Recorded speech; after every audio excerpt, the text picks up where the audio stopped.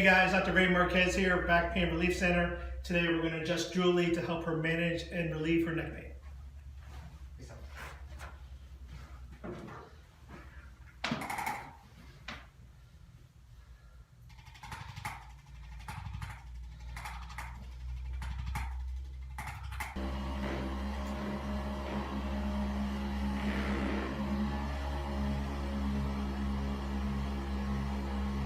Alright, so what we just did, we used a handheld adjusting instrument to realign and mobilize all the spinal joints, break up any scar tissues that's in there to allow them to have a little better range of motion.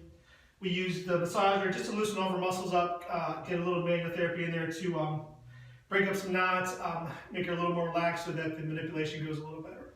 So now we're going to do an upper thoracic adjustment. Deep breath, and down. Then we're going to go down to our lower thoracics. Once you bend your legs for me. Deep breath. And down. One more time. Good. On your back for me. Okay, now we're going to move up to a cervical adjustment. We've been adjusting Julie's neck for years now. She manages it well. It relieves a lot of her pain. It's not for everyone, but for her, it really affects her neck in a good way.